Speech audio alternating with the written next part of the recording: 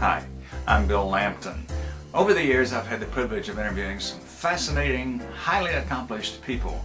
Today's guest, Mike Stewart, certainly fits that category. Mike and I met in 1996. He started hosting and designing my website. He's been doing that ever since.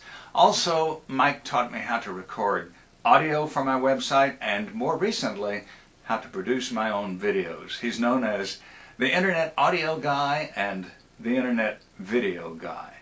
Please join me as I interview one of the most versatile people that I've ever known and see what we can learn from Mike Stewart.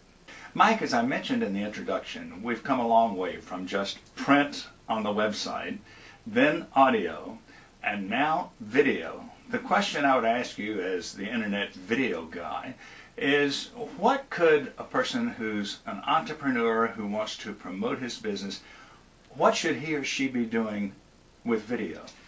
Well, when you are having people come to your website, you know, one of the things that the internet has called it is traffic, and that bothered me. You know, traffic is what you want to avoid. It's a negative. Right. It's human beings. Mm-hmm. And to me, the internet has always been broadcast. It's always been radio. It's always been television. In your seminars, you teach people this is television. Look on it as television. It is television. It is radio, because they're viewers and listeners. When a stranger comes to your webpage, they are people. They're not traffic. And in radio and television, they were always called viewers and listeners. So the same strategies, the same psychologies, the same communication techniques that helped build business relationships, build celebrity, what I call, in the internet I call it niche celebrity, but what builds trust, builds confidence, and converts strangers into customers. What's worked in radio and television works on web pages, because what's happened in the last 10 years that we've been working on the internet together is that the internet now can deliver radio and television as easily as it delivers pictures and text. So because the internet is standardized to the point, and people can watch TV, they can watch video presentations, they can listen to sound, and it all works. The disconnect has been people have a difficulty creating that kind of content. But it's getting less difficult all along. Well, look what we're doing here. We right now, camcorders the size of my first calculator, really smaller than my first calculator, make incredibly good quality television. It's a television studio in the palm of your hand. Good sound, good video. Decent sound. More professional sound is possible, but this is acceptable. It's understandable, it's clean, and the picture looks nice, and the ability to build relationships. In other words, we could do this interview as audio only. This interview could have been an article that people read, but there's something about meeting a person. In fact, people call me and they say, I met you at your website. They never said, I met you by reading your article.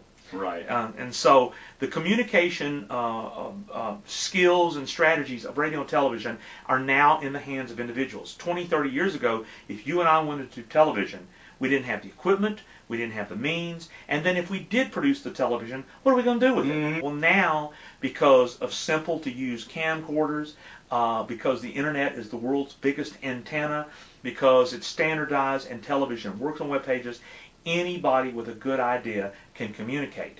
And because the cost and entry is so simple and so cost effective, then anybody can try things till they find the combinations of things that work. And we've seen case studies of that every day, especially with the area what's called podcasting and video blogging.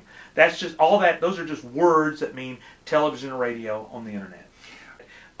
You being a communication expert, video is so much more powerful than just written text. That's where the real personal side of a person comes in. As you said earlier, you read an article by somebody, you don't even know what they look like. Exactly. You hear their voice, you start getting a picture. But when you have the video, you have all of it there before you. Well, I teach that there's 5 modalities of video that communicate. And the written word and audio alone can do 2 of the modalities, but video can do 5 modalities. And the number one modality of video is moving pictures. If a picture says 1,000 words, you get 30 pictures a second. So that means there's 30,000 words a second coming at you, because there's that much communication visually. When you use multiple images, which is what's called the editing process, from scene to scene. In fact, this video had an intro that you shot yesterday. That's right. And if you wanted to, you could really get into a lot of multiple images what's called cutaways. So the multiple imagery is one modality. We could have shot this video outdoors. That's right. We could say, well, right here is my home, right here is my car, here's downtown Atlanta. We could talk about things in this interview, but we could cut away to them and show them. And if you see this in television all the time, what we're doing right now is a talking head interview. 60 Minutes made that very famous, which is just an interview with two people. Yes. And there's nothing wrong with that. That's television. But multiple images. Then the other is narrative, what you're hearing, what we say. But when you hear audio narrative rather than reading, you have inflections, you have passion, you have I'm concerned. You have the inflection of the tone of your voice can convey information that controls the message. So, in other words, if I said, I'm excited about online video, yes, what would that mean to somebody? If I'm excited about what online video can do. Same text, same verbiage, but those inflections convey so much more information. So you got the modality of inflection, narration, and copy point.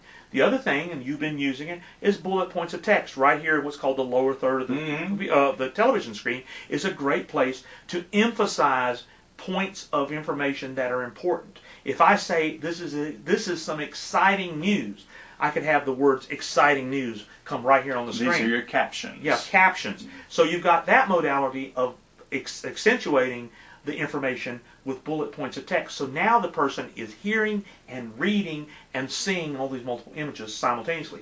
You get a right and left brain stimulation when you use written words with a sound. We've known that for years. Now, the other two modalities of video that I love is you can set the tone with music underscoring.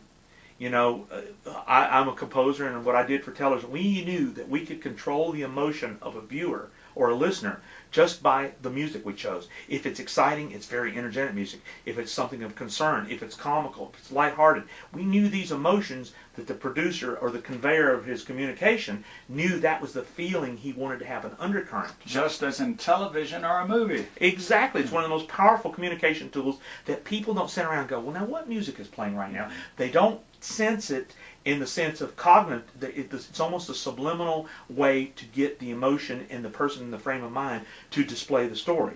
Now, another overlooked but so powerful in communication is sound effects. If I'm talking about a delicious steak, if you heard the sizzle of the steak, I hear the sizzle of the steak. I show delicious steak as a bullet point. I show the steak in the frying pan sizzling, and I've got some exciting, relaxing, tropical music playing. And my saliva glands are at work. But I'm taking 5 things and sending them to your ears and your eyes and to all your senses. And when you learn that you can do that now from a web page, it's going to open. Well, I'll tell you what we've got right now, Bill. We've got all kinds of businesses selling all kinds of products, from real estate to cars to exterminating services to psychological services to consulting.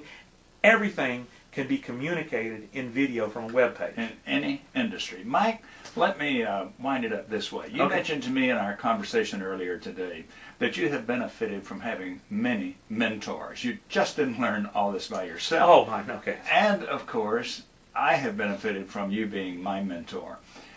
Would you please tell our viewers and listeners what's the best way to get in touch with you?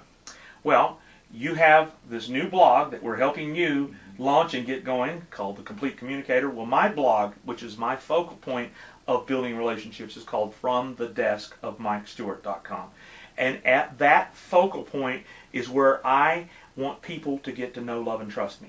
Because when people know, love, and trust you, they're more apt to do business with you than to think you're a scallywag and a scoundrel and dishonest. Well, I want to give that guy my credit card. No. The purpose of my blog, From the Desk of Mike Stewart, and I bet you he's going to put that name right there on the screen. What a surprise. That's where people can... one of the comments I get a lot, Bill, I've been watching you for quite some time. I'm ready to do business.